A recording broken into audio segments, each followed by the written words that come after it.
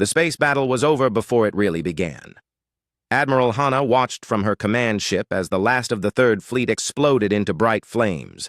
The enemy ships moved like dark shadows against the stars. They were fast and deadly, and they showed no mercy. "All ships destroyed, Admiral," her communications officer said.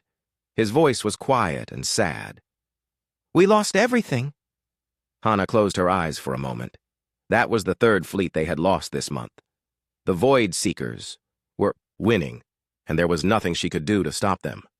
These alien invaders had come from somewhere beyond the galaxy 3 years ago. Since then, they had taken over most of the known worlds. "Set course for the Council Station," Hana ordered. "We need to report this." Her ship turned away from the battle. Behind them, the Void Seeker ships were already moving toward the next system. They would attack another world, enslave its people, and take everything valuable. It was what they always did. The Council Station was huge. It floated in space like a metal city, with ships from 12 different alien species docked around it. But there were far fewer ships than usual. Most of them had been destroyed fighting the Void Seekers. Hana walked through the station's corridors. The aliens she passed looked tired and scared.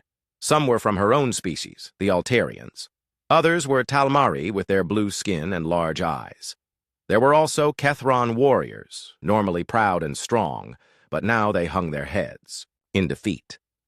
The main council chamber was full of worried voices. Representatives from all the remaining free worlds had come for this emergency meeting. At the center sat Council Prime Do-hyun, a wise Talmari who had led the council for many years.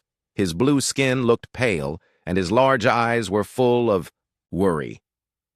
"The situation is clear," Do-hyun said as the meeting began. "We have lost 70% of our territory. Our fleets are almost gone. The Void Seekers will reach our core worlds within 6 months. A Kethron general stood up. His name was Kortak, and he was known for his fierce fighting spirit. "We should fight to the last ship, to the last warrior. Death before surrender." "And what will that achieve?" asked Dr. Molina, a scientist from the peaceful Zentari species. "Our people will all die, and the Void Seekers will still win." "Then what do you suggest?" Kortak demanded. "Should we just give up?" The chamber fell silent. Everyone knew they were facing impossible choices. They could fight and die or surrender and become slaves. That was when Captain Minho spoke up. He was sitting in the observer section, representing the newest members of the galactic community. His species was called humans, and they had only made contact with the Council 5 years ago. "What about evacuation?" Minho asked. "Could we move the civilian populations to safe areas?" Admiral Hana shook her head. "Where would we go? The Void Seekers have faster ships than us. They would catch any refugee fleet." Minho was quiet for a moment. He had been watching these meetings for weeks, studying how the different alien species fought. The humans were still learning about galactic warfare, but Minho had noticed something. All the alien species fought in predictable ways. They followed the same old tactics that had worked for thousands of years. But the Void Seekers were different. They adapted quickly and used new strategies. "What about the old archives?" asked an elderly Altarian named Keeper Voss. "There might be something there that could help us." "We have searched every database," Do-hyun replied. "There are no forgotten weapons or lost technologies that could save us." "Not weapons," Voss said slowly. "But there are stories, old legends, that speak of a great fleet that once protected the galaxy." "Fairy tales," Kortak growled. "We need real solutions, not children's stories," but Voss continued. "The Black Armada. That is what the old records call them. A fleet of dark ships that appeared when the galaxy was in great danger. Then they vanished, and no one knows where they went." Captain Minho leaned forward. Something about this story interested him. "When did they disappear?" "About 10,000 years ago," Voss answered. "During what the records call the Great Silence. Many civilizations lost contact with each other during that time." "Even if this Black Armada was real," Dr. Molina said, "they would be long gone by now. No species lives that long." "Unless they found a way to survive," Minho said quietly. The chamber erupted in arguments. Some thought the idea was foolish. Others said they had no choice but to try everything. While they argued, more reports came in of Void Seeker attacks. Another 2 systems had fallen. Council Prime Do-yun raised his hand for silence. "We are running out of time and options.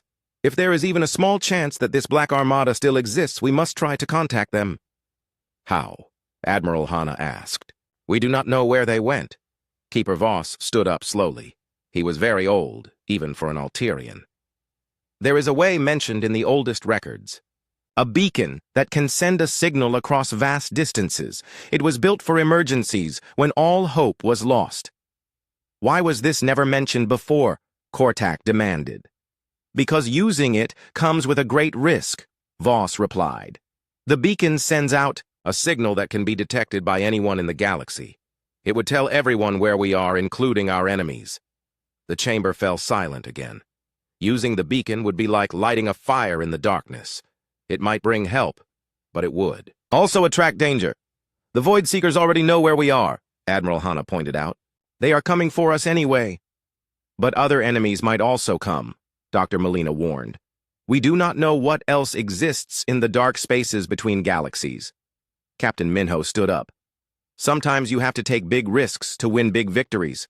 My people have a saying, 'Fortune favors the bold.'" "Your people are new to galactic warfare," Kortak said with scorn. "You do not understand the dangers." "Maybe that is why we can see solutions you cannot," Minho replied calmly. Council Prime Do-hyun looked around the chamber. He could see the fear in everyone's eyes, but also a tiny spark of hope. "All in favor of activating the beacon of last resort?" One by one, hands were raised. Even Kortak voted yes, though he did not look happy about it. The vote was unanimous. "Then it is decided," Do-hyun announced. "Keeper Voss, prepare the beacon. Send our message into the darkness and pray that someone is listening." As the council meeting ended, Captain Minho remained in his seat. He was thinking about his homeworld, Earth, and the stories his grandmother used to tell him. Stories about brave explorers who had left Earth long ago to seek new worlds among the stars. Most people thought those were just legends, too. But Minho was beginning to wonder if some legends might be true. Outside the station, space seemed empty and cold. But somewhere in the darkness, ancient sensors were already detecting the Council's desperate signal. Something that had slept for 10,000 years was starting to wake up. The Void Seekers continued their advance, not knowing that their actions had awakened something far older and more dangerous than they could imagine. The galaxy was about to change in ways no one expected. In the distance, Captain Minho's ship received a priority message from Earth. Human deep space sensors had detected strange energy readings from an unexplored region of space. The message asked for any human ships in the area to investigate. Minho smiled grimly. It seemed humans would be involved in whatever came next, whether the Council wanted them to be or not. Captain Ji-won stared at the readings on her ship's sensors. Nothing should exist in the Obsidian Nebula. For thousands of years, every species in the galaxy had avoided this region of space. The nebula was said to be cursed, filled with dangerous energy fields that could destroy any ship. "Captain, these energy readings do not make sense," said Dr. Haisu from her science station. "The power output is enormous. It is like someone turned on a sun inside the nebula." Ji-won's ship, the Determination, was one of humanity's newest exploration vessels. They had been conducting a routine survey mission when Earth Command ordered them to investigate the strange signals. The timing was not a coincidence. Every human in the fleet knew about the desperate message from the Galactic Council. "How far are we from the energy source?" Ji-won asked. "About 6 hours at current speed," replied Engineer Dongwu. "But, Captain, our shields will not protect us from the nebula's radiation for very long." "Then we will have to work fast," Ji-won decided. "All hands, prepare for nebula entry. This is what we came here to do." The Determination moved into the swirling clouds of the Obsidian Nebula. The ship shook as energy fields washed over it. On the view screen, everything looked dark and threatening. Strange lights flashed in the distance like lightning in a storm. "Sensors are having trouble penetrating the interference," Dr. Hisu reported. "But I am detecting something massive ahead. Multiple massive objects." As they moved deeper into the nebula, the energy readings grew stronger. Then suddenly the interference cleared, and they could see what was waiting for them. By all the stars, Dongwu whispered. Floating in space before them was a city. Not a space station, but an actual city with tall buildings and glowing lights. It was bigger than anything humans had ever built. Around it were structures that looked like shipyards and weapons platforms. Everything was made of dark metal that seemed to absorb light. Life signs? Ji-won asked, though her voice was shaky. Negative, Dr. Haisu replied. Everything appears to be automated. But, Captain, some of these structures are powering up. They know we are here. Lights began to turn on across the massive city. Weapon platforms that had been dark for millennia started to glow with energy. The ancient place was waking up, and Ji-won was not sure if that was good or bad. Incoming transmission, the communications officer announced. Audio only, but the language is familiar. A voice filled the bridge. It spoke in an old form of human language, but the words were understandable. Unknown vessel, identify yourself. State your purpose in this sanctuary. Ji-won's heart raced. A human voice, speaking from structures that were obviously thousands of years old. This is Captain Ji-won of the Earth Vessel Determination. We are responding to energy signals detected by our sensors. There was a long pause. Then the voice spoke again, but this time it sounded more confused. Earth? That designation is not in my recent memory files. Please wait while I access older databases. The wait felt like forever. Around them, more lights were coming online. The ancient city was fully awakening now. Dr. Hiesu was frantically scanning everything, trying to understand what they had found. Captain, she whispered, the technology here is beyond anything we know. These power readings suggest they could destroy planets if they wanted to. Finally, the voice returned. Database search complete. Earth designation found in historical files. You claim to be from the origin world? This is unexpected. Who are you? Ji-won asked. I am Kuno, Guardian Intelligence of the Black Armada. I have been dormant for 9,847 standard years. Your arrival and the beacon signal have triggered my awakening protocols. The Black Armada, Ji-won repeated. The legends were true. Legends? Kuno sounded interested. Please explain. What has happened to Earth and humanity during my dormancy? Ji-won quickly explained about Earth's development, humanity's expansion into space, and their recent contact with the Galactic Council. She told Kuno about the Void Seeker invasion and the Council's desperate situation.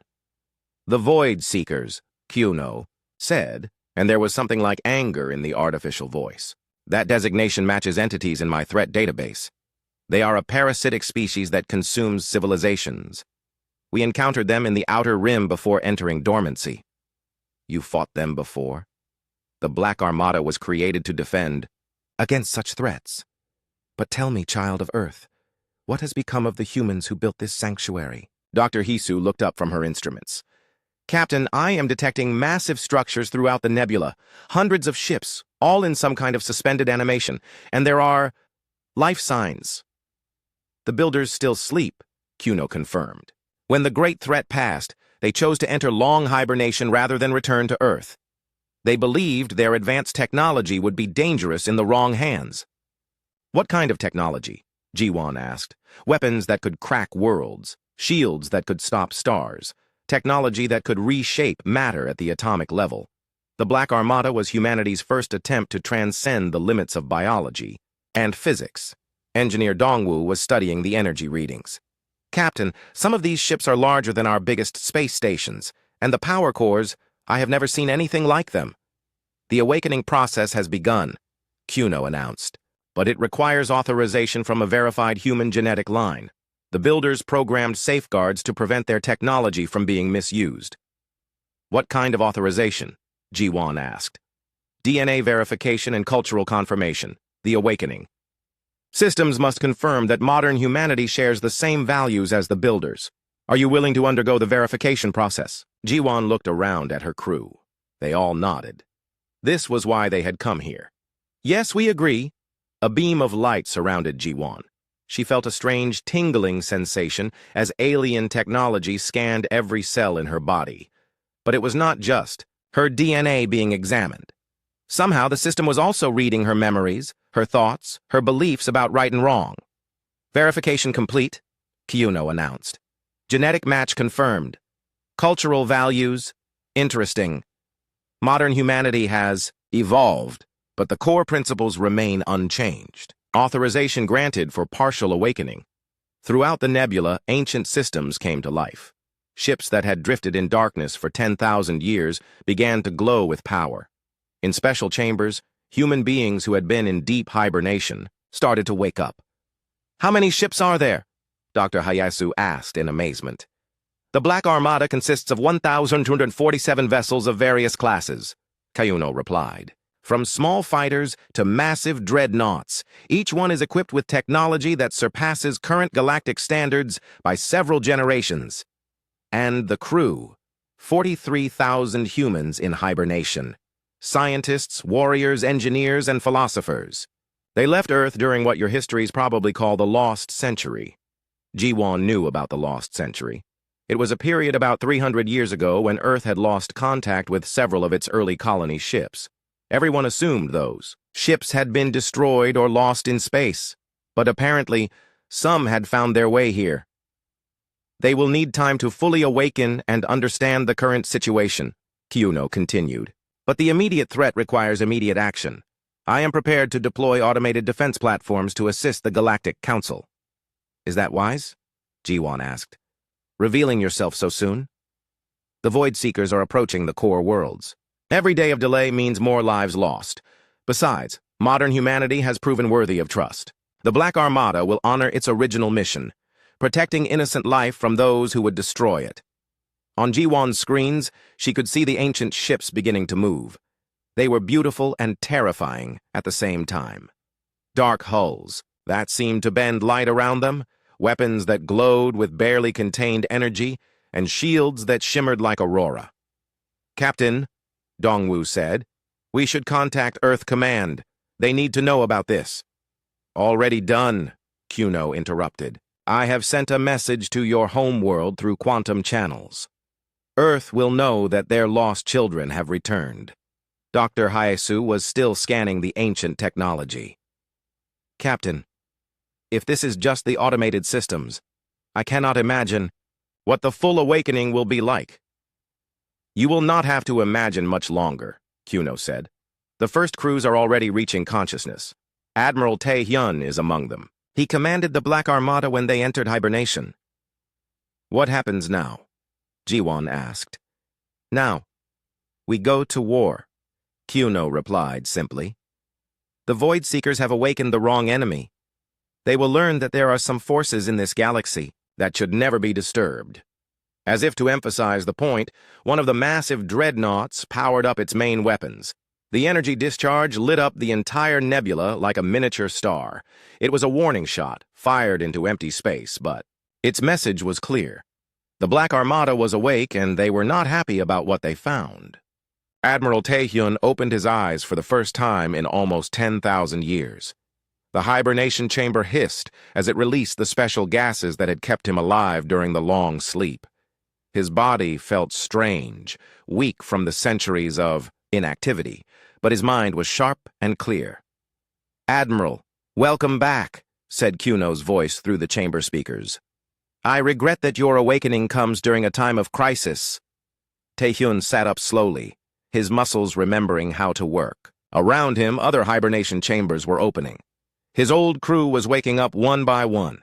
Commander Sujin was in the chamber next to his, already sitting up and looking around with alert eyes. "Status report," Tae-hyun said. His voice was rough. "From the long silence. The galaxy has changed significantly during our dormancy," Kyuno explained. "Humanity has spread to the stars and made contact with numerous alien species. However, a hostile force called the Void Seekers threatens all galactic civilization." As Kyuno explained the situation, Tae-hyun felt a familiar anger building inside him. The Black Armada had been created for exactly this purpose, to protect innocent life from those who would destroy it. The fact that they had slept while billions suffered and died was hard to accept. "Show me the tactical situation," he ordered. Holographic displays appeared around him, showing the current state of the galaxy. Red areas marked Void Seeker territory, which covered most of the galaxy. Small blue areas showed the remaining free worlds, surrounded and under constant attack. "They fight like predators," observed Commander Sujin as she studied the displays. "Fast attacks, overwhelming force, no mercy for civilians." "Just like the Devourers we fought in the Outer Rim," Tae-hyun agreed. "These Void Seekers might be the same species, or something similar." More crew members were awakening throughout the fleet. Engineers, pilots, scientists, and warriors who had chosen to leave Earth behind when humanity was still young. They had believed that their advanced technology was too dangerous for their home world, so they had taken it into the darkness to protect the galaxy from threats that ordinary humans could not fight. "Sir," said Engineer Young-soo as he reviewed, "the ship systems, all primary systems, are operational. The fleet is ready for combat operations." "What about our new allies?" Tae-hyun asked. "I want to meet these modern humans." Within hours, Captain Bora arrived aboard Tae-hyun's flagship in a shuttle from the modern human fleet.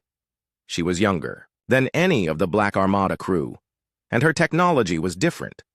But when she walked onto the bridge, Tae-hyun immediately recognized the same spirit that had driven humanity to the stars. "Admiral," she said with a respectful salute, "it is an honor to meet you. I represent the Earth Defense Force and the human colonies." "The honor is mine, Captain," Tae-hyun replied. "Tell me about modern humanity. Have we changed much in 10,000 years?"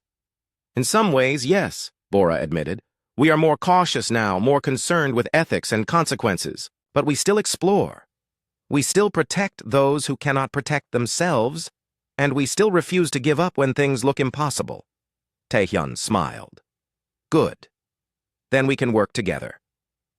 The first joint operation came quickly.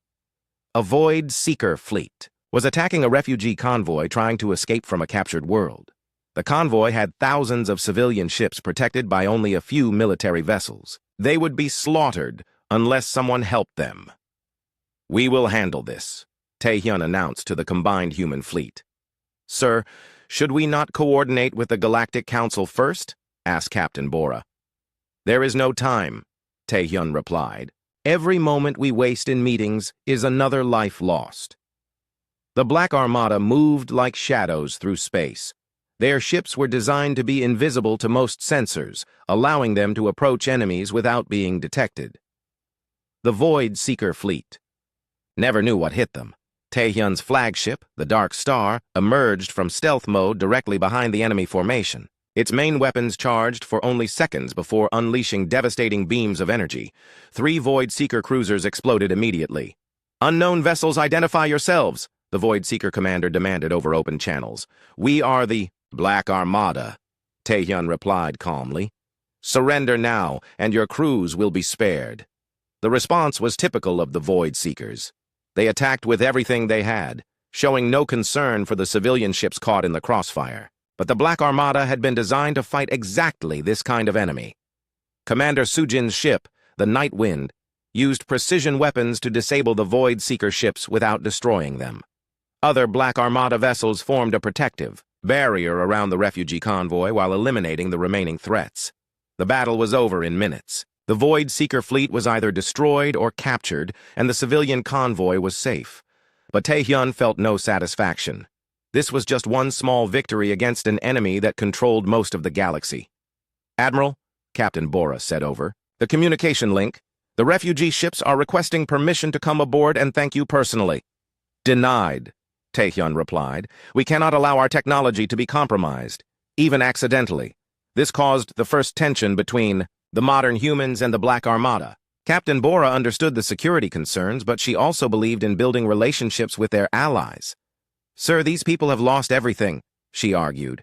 "A few words of encouragement would mean a lot to them." "And if one of them is a Void Seeker spy," Tae-hyun countered, "if our ships are infiltrated and our technology stolen, how many more will die then?" It was Commander Sujin who suggested a compromise. "We can communicate with them through holographic projections. They can see us and hear us, but they cannot access our ships or technology." The meeting was arranged on one of the refugee ships. Tae-hyun and his officers appeared as holograms while Captain Bora and her crew attended in person. The refugees were a mix of different alien species, all of them exhausted and frightened. An elderly Altarian stepped forward. "You saved our lives. We do not know who you are, but we owe you everything." "We are humans," Tae-hyun said simply. "Just like Captain Bora and her crew. We may be from different times, but we share the same commitment to protecting innocent life." "But your ships, your weapons," said a young Talmari. "They are like nothing we have ever seen." "Technology is just a tool," Tae-hyun replied. "What matters is how you use it. We use ours to protect people like you." After the meeting, Captain Bora spoke privately with Admiral Tae-hyun. "Your weapons could end this war quickly. Why do you not use their full power?"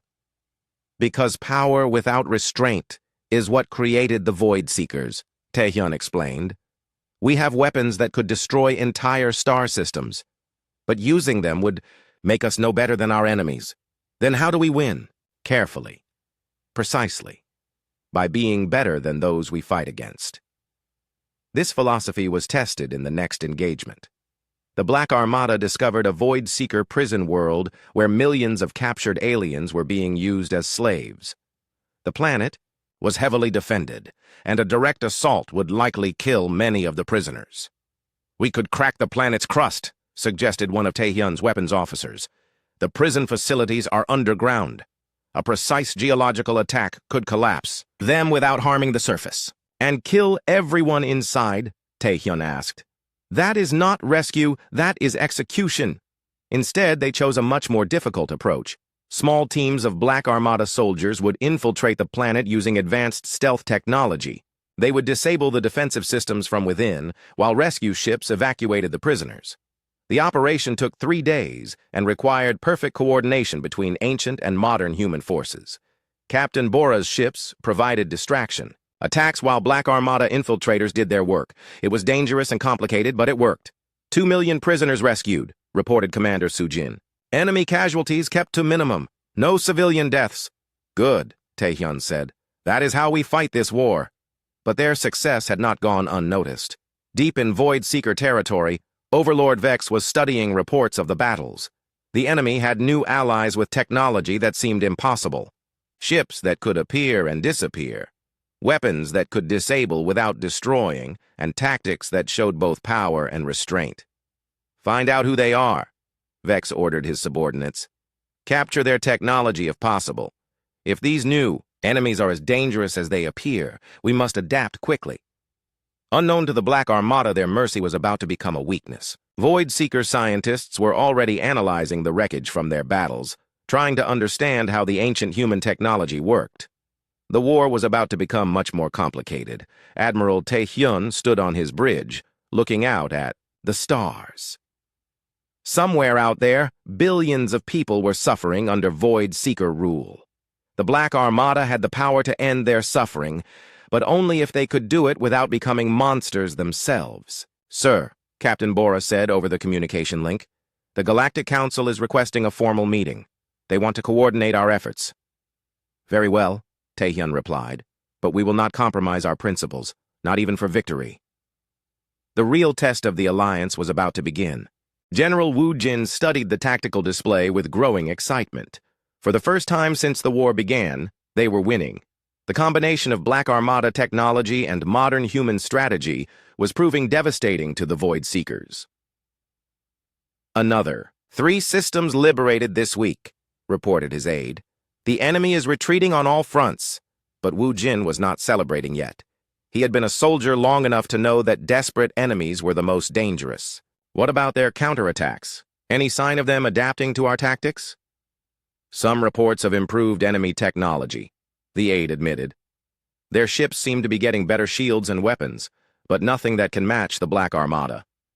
Ambassador Huna entered the command center, looking tired but determined. She had been working non-stop to coordinate between the different human factions and their alien allies. "General, we have a problem." "What now?"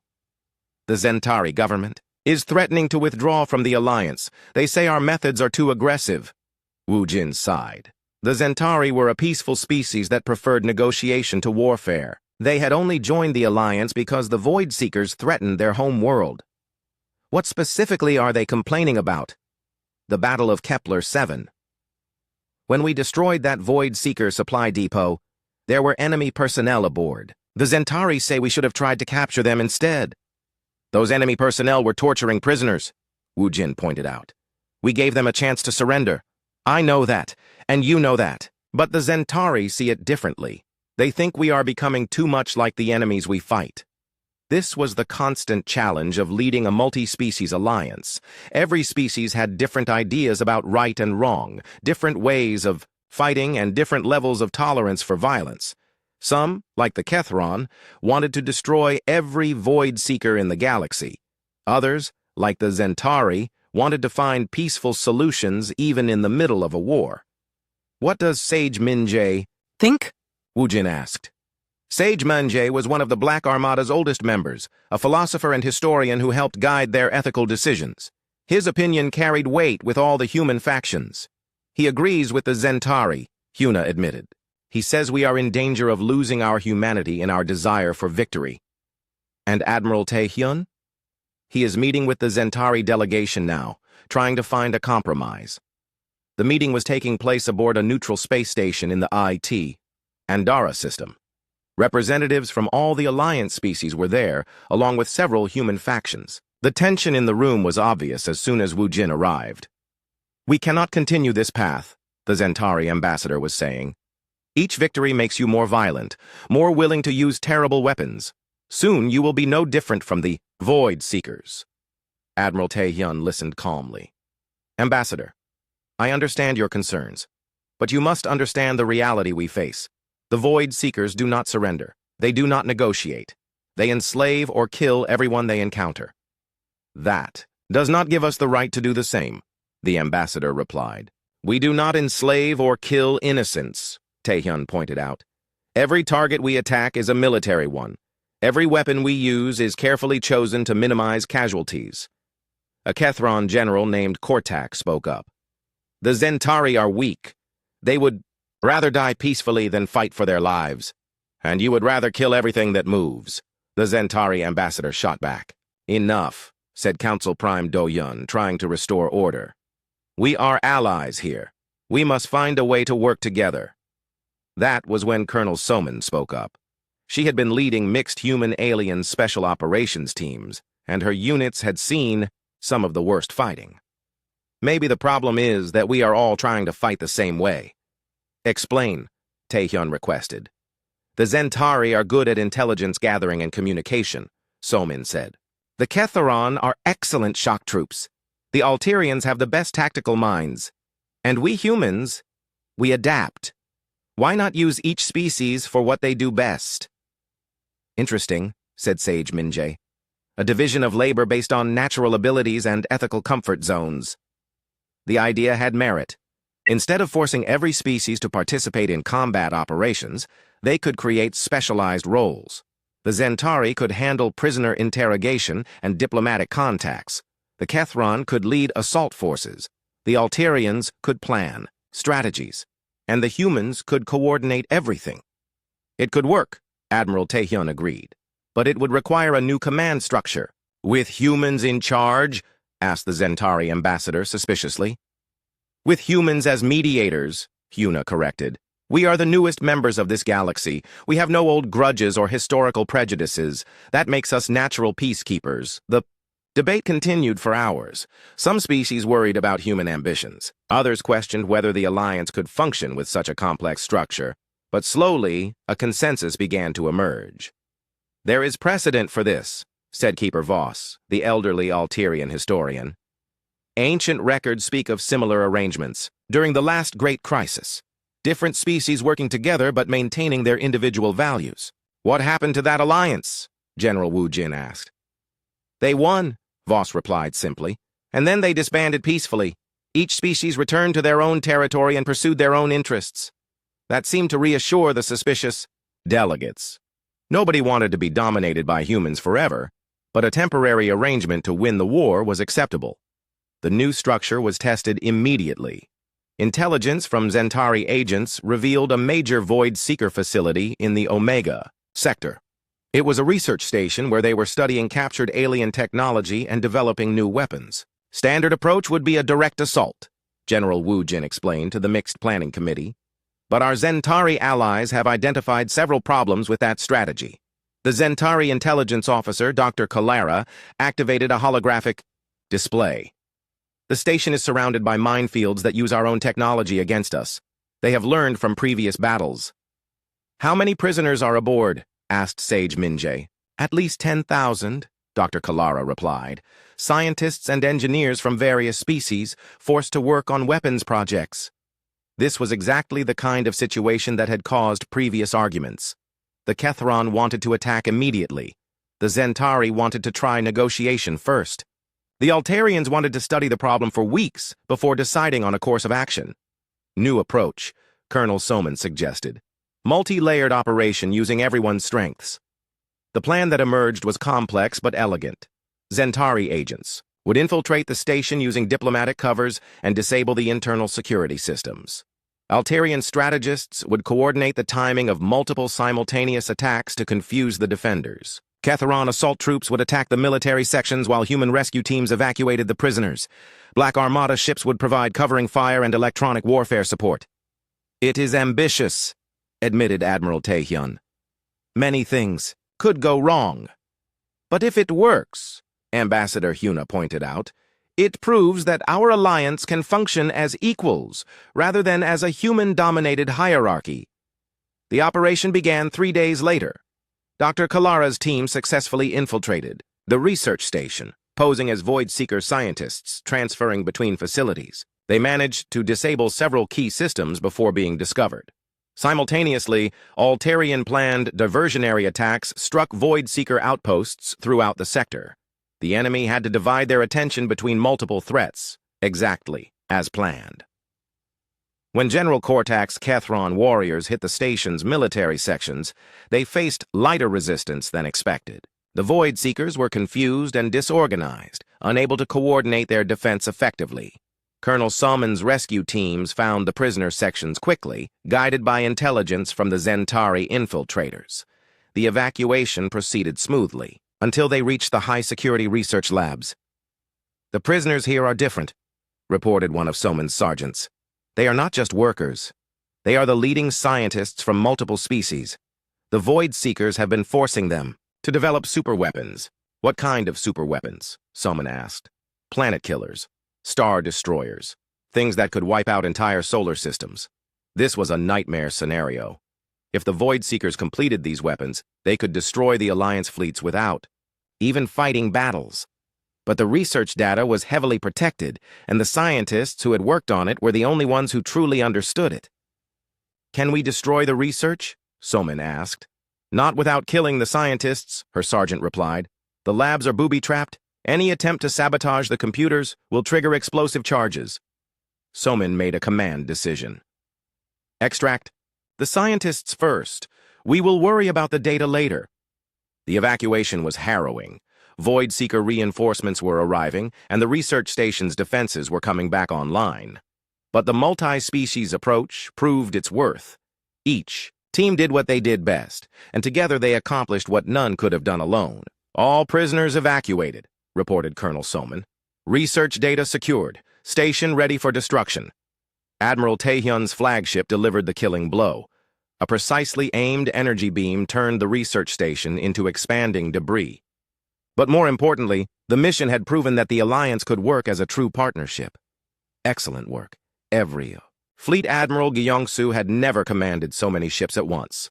The combined Alliance fleet stretched across 3 star systems, with vessels from 12 different species working together in the largest military operation in galactic history. But he was not confident about their chances. Enemy forces detected at the edge of sensor range, reported his tactical officer. It looks like everything they have left. The view screen showed the approaching Void-Seeker fleet. There were thousands of ships, many of them larger and more advanced than anything seen before. Over the past months, the enemy had been learning from every battle, adapting their technology to counter Alliance tactics. They have been busy, observed Captain Nari from her position at the communications station. Those ship designs are completely new, and probably built using stolen Black Armada technology. Gyeongsu replied grimly. The question is, how much did they manage to copy? The answer came soon enough. The first wave of Void Seeker attacks used energy weapons that looked remarkably similar to Black Armada designs. Their shields also seemed more resistant to Alliance firepower. They have learned fast, Admiral Tae-hyun admitted over the command channel. Too fast. Someone has been helping them. AI Kuno's voice joined the conversation. Analysis of enemy. Weapon signatures confirms use of modified Black Armada technology. However, their understanding appears incomplete. They have copied the form but not the underlying principles. Will that be enough to defeat them? Gyeongsu asked. Unknown. Their numbers are substantial and they appear to have made improvements to their tactical coordination. The battle began badly for the Alliance. The Void Seekers had split their forces into multiple attack groups, hitting different targets simultaneously. It was the same strategy the Alliance had used against them, but now turned around. Altarian Third Fleet is under heavy attack, reported Captain Nari. They are requesting immediate support. Zentari Diplomatic Corps reports mass evacuations beginning on 7 core worlds, added another officer. The enemy has broken through our outer defenses. Gyeongsu felt the weight of command pressing down on him. Billions of lives depended on the decisions he made in the next few hours. All human fleets coordinate with your assigned alien units. We stick to the plan.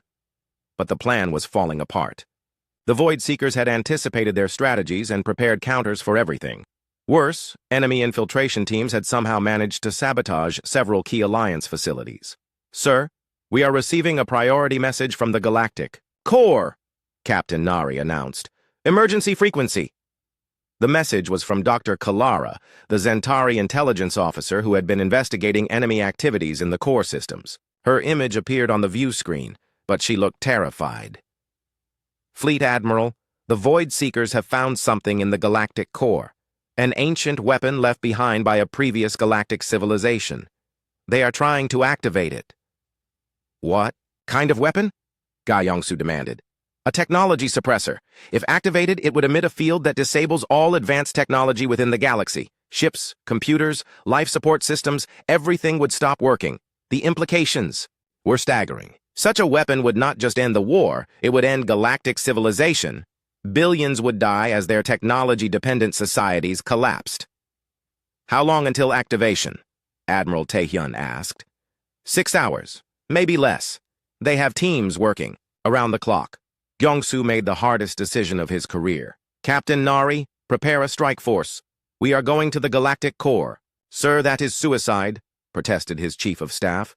The Core is completely surrounded by enemy forces. Then we will have to fight our way through, Gyeongsu replied.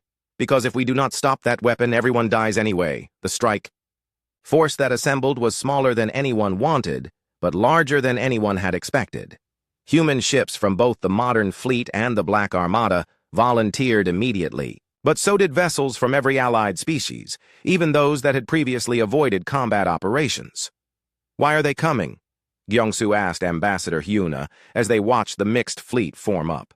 Because this is not about human leadership anymore, she replied. This is about survival. Everyone understands that. The journey to the Galactic Core was a nightmare of running battles and desperate maneuvers.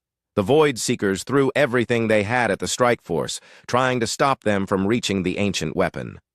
Ships were lost at every step, but the survivors kept pushing forward. Core defenses ahead, reported the tactical officer as they approached their destination.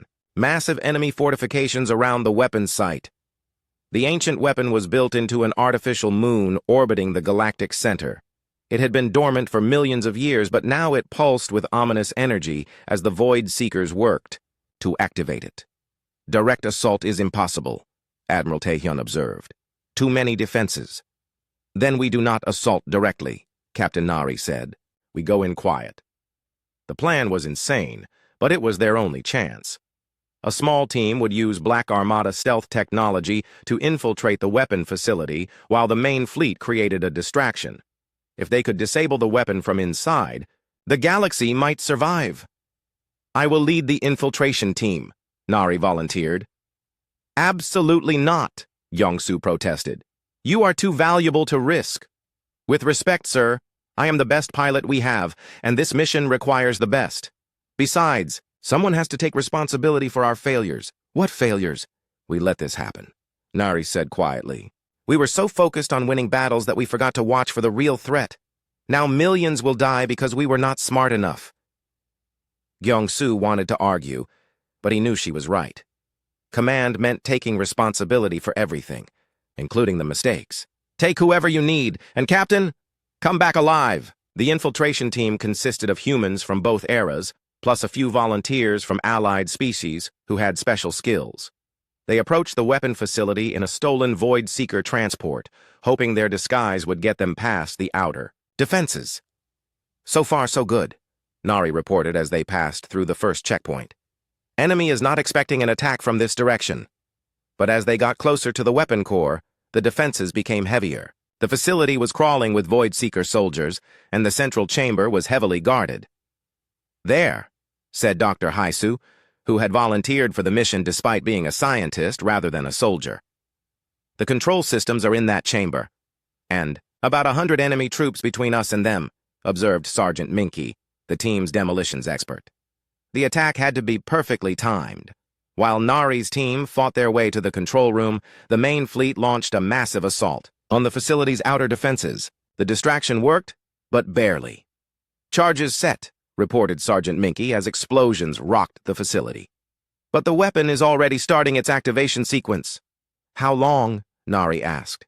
Maybe 10 minutes before it reaches critical power. That was not enough time to evacuate the core systems. If the weapon activated, everyone within 1,000 light-years would be stranded without technology. But there was still one option left. Kuno, Nari called to the Black Armada AI.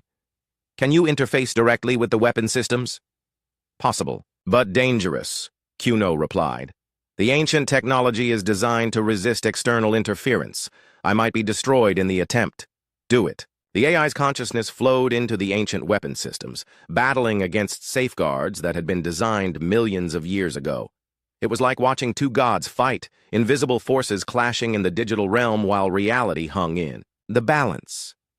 Kuno is holding it back, Dr. Hisu reported from her monitoring station. But the strain is enormous. The AI matrix is destabilizing. How long can it last? Not long enough. That was when Admiral Tae-hyun made his own desperate decision. All Black Armada ships prepare to fire on the weapon facility. Maximum power. Sir, Captain Nari's team is still inside, protested Commander Sujin. They knew the risks when they volunteered, Tae-hyun replied sadly. If we do not destroy that weapon now, their sacrifice will be meaningless.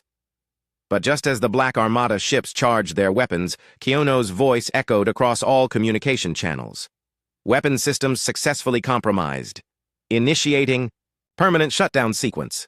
The ancient weapon's energy field collapsed in on itself, creating a brief but spectacular light show visible throughout the galactic core. When the light faded, the facility was a lifeless hulk, and the technology suppressor was just an expensive piece of scrap metal. Mission accomplished, Captain Nari reported weakly. Infiltration team ready for extraction. The extraction was almost as dangerous as the infiltration had been. Void Seeker reinforcements were arriving, and they were not happy about losing their super weapon.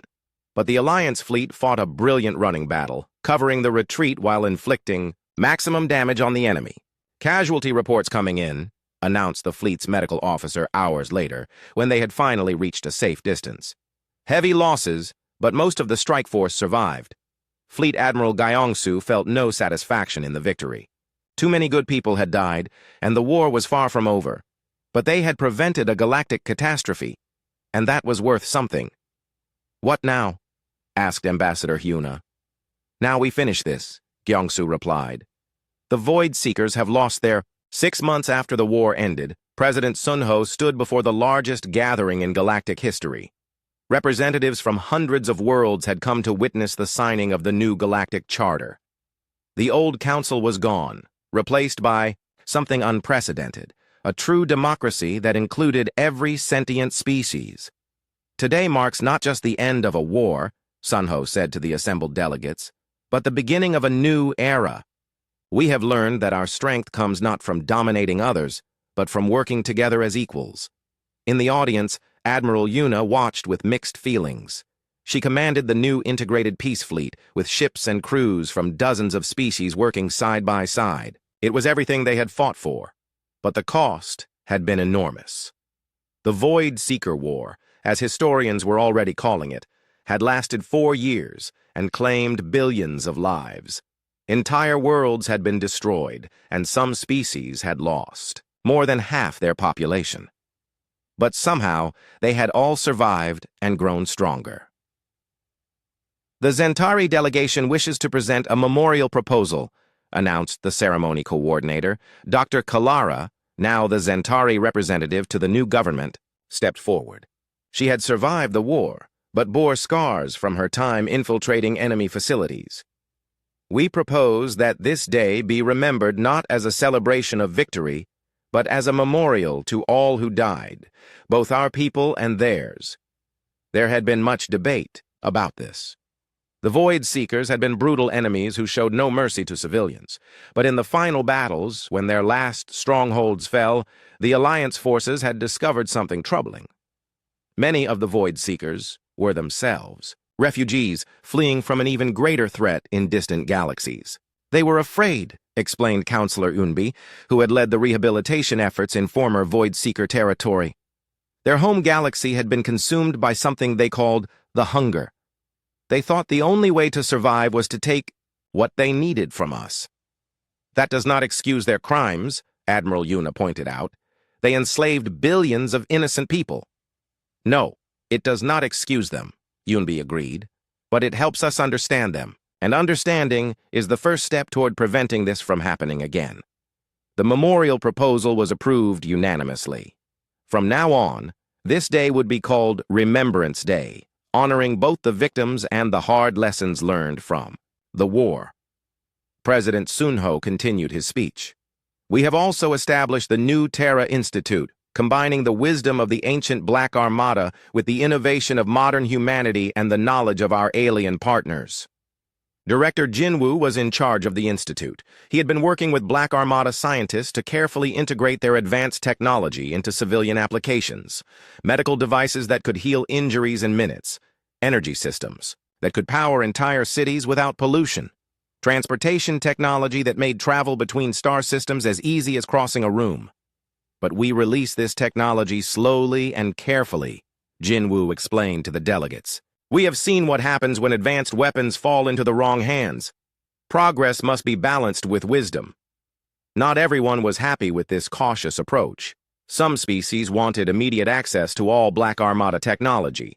Others worried that humans were keeping the best innovations for themselves. But the Institute's mixed staff and open research policies gradually built trust.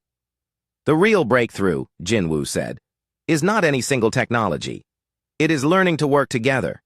Human adaptability, Alterian strategic thinking, Zentari diplomatic, skills, Kethron courage, and dozens of other strengths. Together, we can solve problems that none of us could handle alone. The integration process had not been easy. The Black Armada personnel, led by Admiral Tae-hyun, had spent months debating whether to remain separate or join with modern humanity. Some wanted to maintain their isolation, protecting their advanced technology from potential misuse. We left Earth to protect the galaxy from dangerous knowledge, Sage Minjae had argued. Have we learned enough in 10,000 years to trust ourselves with that knowledge again? The debate was settled by an unexpected source.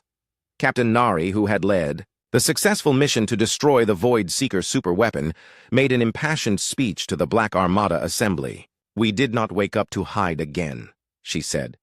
We woke up to serve. And service means working with others, not apart from them. Yes, there are risks, but isolation is the greater risk. If we separate ourselves again, who will be there to wake us up when the next crisis comes? The vote was close, but the integrationists won. The Black Armada would remain as a special unit within the integrated peace fleet, but their technology and knowledge would be shared with the broader galactic community under careful oversight. Besides, Admiral Tae-hyun had said privately, modern humanity has proven they can be trusted. They could have used our weapons to conquer the galaxy, but instead they used them to save it. The ceremony continued with reports from various reconstruction efforts. Former Void-Seeker worlds were being rebuilt with volunteer labor from across the galaxy. Refugee camps were being replaced with permanent settlements, and most remarkably, many former Void-Seekers were working alongside their former enemies to repair the damage. Forgiveness is not forgetting, President Sunho explained. It is choosing to build a better future instead of dwelling on past hurts. But forgiveness must be earned through actions, not just words. The rehabilitation programs were controversial but necessary. The alternative was eternal conflict as survivors sought revenge for past atrocities. Instead, the new government had chosen a path of justice tempered with mercy. Admiral Yuna found herself thinking about the war's end. The final battle had been anticlimactic in some ways. The Void-Seeker leadership had surrendered when they realized their position was hopeless. Overlord Vex, their supreme commander, had been captured alive and was now serving a life sentence, working to repair worlds his forces had damaged. "I thought they would fight to the death," Yuna had said to Admiral Taehyun after the surrender. "They are survivors," Taehyun had replied. "That is what made them dangerous. But it is also what makes redemption possible. They adapt to new situations, even when that means admitting defeat." The ceremony concluded with the lighting of the memorial flame, a symbolic fire that would burn continuously in honor of all who had died. Representatives from every species contributed something to the flame, rare elements, personal mementos, or simply their presence and prayers. As the flame blazed to life, President Sunho delivered his final words. "This flame represents our promise to remember the past, work for the present, and prepare for the future. We do not know what challenges await us among the stars, but we know we will face them together." After the ceremony, Admiral Yuna walked through the memorial gardens that surrounded the new government complex. Each section honored a different aspect of the war: the courage of those who fought, the wisdom of those who planned, the sacrifice of those who died, and the hope of those who survived. She stopped at a particular memorial stone that bore no names, only a simple inscription: "For those whose names we never learned, but whose sacrifices we will never forget." It honored the unknown victims, the anonymous heroes, and even the enemy dead who might have been redeemed if given the chance. "Thinking deep thoughts?" asked a familiar voice. Yuna turned to see Admiral Taehyun approaching. The ancient warrior looked older now, despite his advanced technology. "The war had aged everyone who fought in it. Just wondering if we did the right thing," Yuna admitted. "We had the power to reshape the galaxy completely. Instead, we chose to let everyone find their own path." "Power without restraint is tyranny," Taehyun replied. "We learned that lesson 10,000 years ago. The question is whether each new generation can learn it without making the same mistakes." "Do you think this peace will last?" Taehyun considered the question carefully. "This peace? No. No peace lasts forever. But the principles behind it might survive. The idea that different species can work together as equals. The understanding that strength comes from unity, not domination. Those ideas are stronger than any weapon." They walked together toward the spaceport, where ships from across the galaxy were launching on missions of exploration, trade, and diplomacy. The war was over. But the work of building a better galaxy was just beginning. "What is next for the Black Armada?" Yuna asked. "Some of us will join the Peace Fleet permanently. Others will return to exploration and research. A few might even go home to Earth to see how humanity has changed." Taehyun smiled. "And some will begin preparing for the next crisis, because there will always be a next crisis." "How can you be so sure?" "Because the universe is vast and full of unknowns. The Void Seekers fled from something called the Hunger. Other threats exist beyond our borders, and even within our own galaxy, there will always be those who choose selfishness over cooperation. But we will be ready.